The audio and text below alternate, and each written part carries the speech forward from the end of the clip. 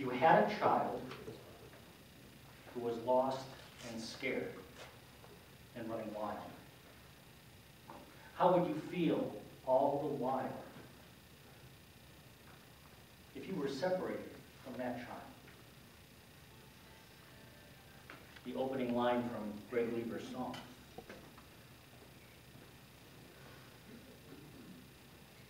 Who is that child? Is it your child? Or is it you? And how would you feel if you were separated from that child? We've been on a journey to enlightenment these past several weeks. It's really a journey to our inner child. It's a return to an embrace of our inner child. That's what enlightenment really is. What did Jesus say? In order to enter the kingdom of heaven, we must become as little what? Children. Children. Not that we are to be childish, but we are to be in the nature, in the openness, in the spontaneity, in the life of a little child. You need reminding. Look at the children in our congregation, and you'll be reminded immediately. Stuart Alpert writes in his book, What to Do Until Enlightenment. He writes of the condition of the inner child in these words. He says, if I could live fully in each moment as it unfolds during my day, accepting everything about myself and about the world, I would be in an enlightened state. I would be alive and in connection with all that is.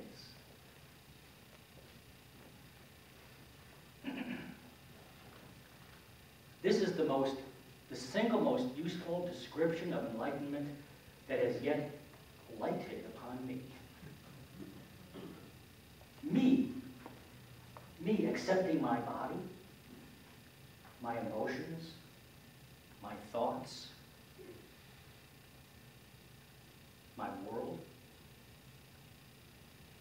You accepting your body and your thoughts and your emotions and your world. Coming together, creating an ever-growing field of enlightenment. And what does it mean to accept? That word, I think, often, at least in spiritual senses, is not well understood. Here's my understanding. To accept is to respect, to embrace, to allow, to support, to grow with, to honor. The very description of love.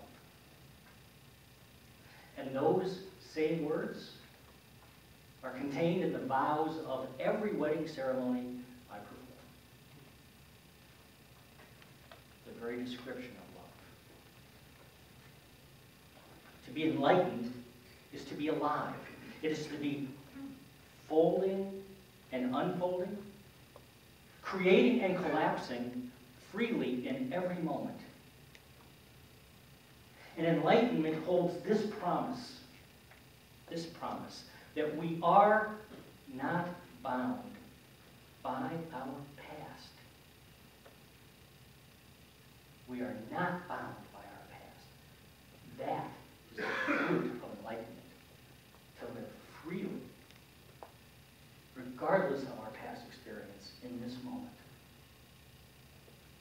To become new each day, to be born again new each day. That's the true meaning of being reborn. is to live each day freshly with new eyes and a renewed heart.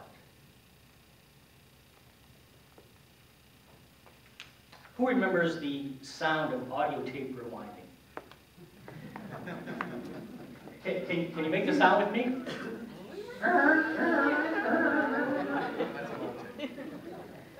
That's a metaphor that we're going to have to pitch soon, right? Because what is the sound? What's the sound of digits rewinding? Yeah, the sound of silence. Nothing. Well, since we've been on a progressive journey to enlightenment, what I'd like to do is a 60-second rewind over the last several weeks. Just a recap to bring us all to the same place. So, would you stand with me?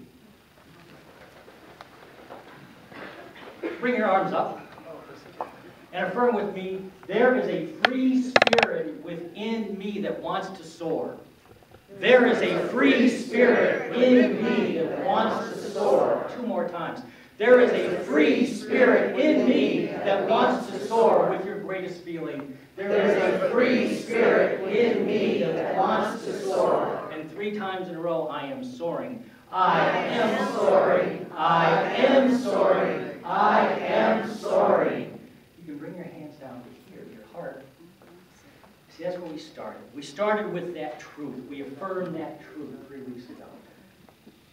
That there is in each of us a free spirit that desires to soar. And that in order to soar fearlessly, we must be physically grounded. We must be in contact and connection with the earth and its energies and its rhythms.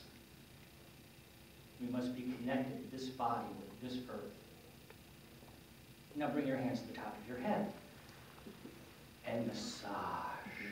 And last week, as we did this, we all agreed this feels pretty darn good.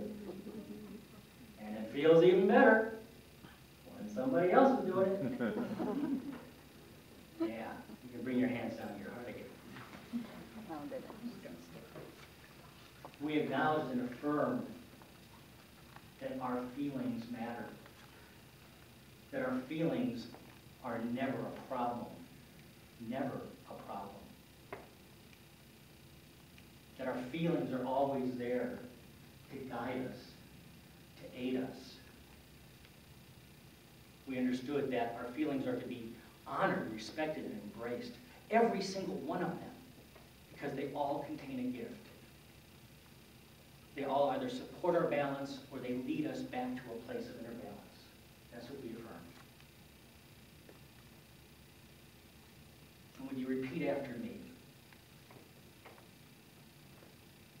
I have, or excuse me, I'm sorry. I am perfect spirit. I am perfect spirit. I have a body. I have a body. I am in contact with the earth. I am in contact with the earth. I embrace my feelings. I embrace my feelings. I am open to their perfect guidance. I am open to their perfect guidance. And to bring us into today, don't repeat that, to bring us into today, repeat after me, I need support. I need support. I need support. I need support. I need support. I need support. Please let your chair support you now.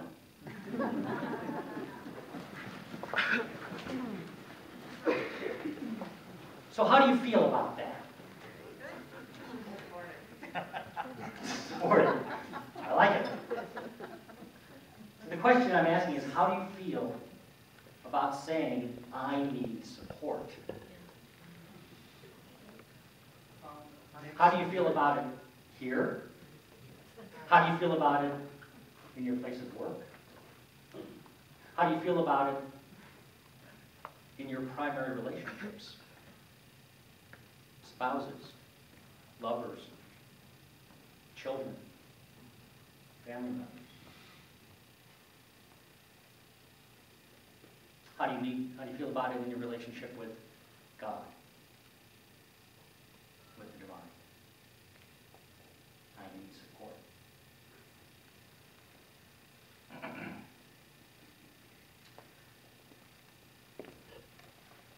do a lot of reading here. It's a good thing. It's one of the most fundamental spiritual practices I engage in. We're going to breathe again. Conscious breath. I want you to breathe deeply into your belly. You can take a couple breaths. You don't have to hold your breath. Just, I want you to breathe deeply into your belly. Be aware of it there. Breathe deeply into your solar plexus. We've got bodies, we may as well use them. Breathe deeply into your upper chest. I like that, deeply into your upper.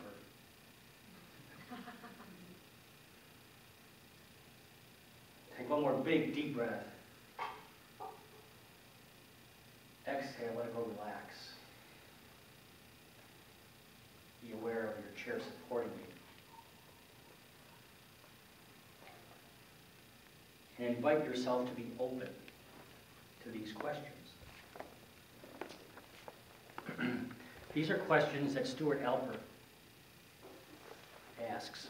They are questions which run to the very essence of every moment of our existence, of our life, your life.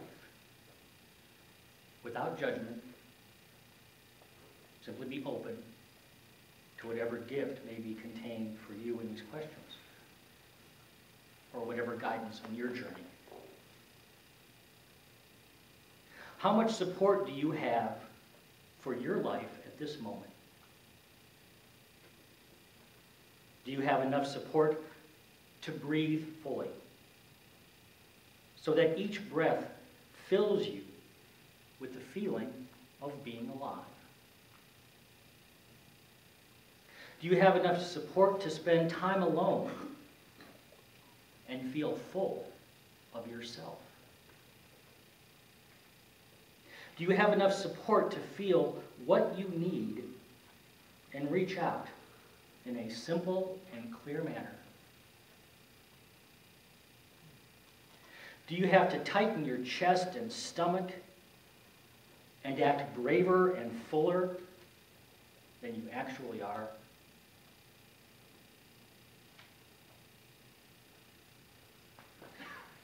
Do you have to deny that you are angry, sad, frightened, or in need? Can you allow yourself to balance the adult in you with your feelings of vulnerability? As you're listening to the rest of these, you might want to bring one hand to your heart, or two, or both. I can only bring one. You could use two. Can you allow pleasure to surge through your body? Or are you more apt to try to control these feelings? Does opening your heart depend on someone else being open first? Or do you possess your own heart feelings? Do you have support to say no to something you really don't want to do and still feel a connection to yourself and the person you're saying no to? And lastly, do you feel it's all right to need support?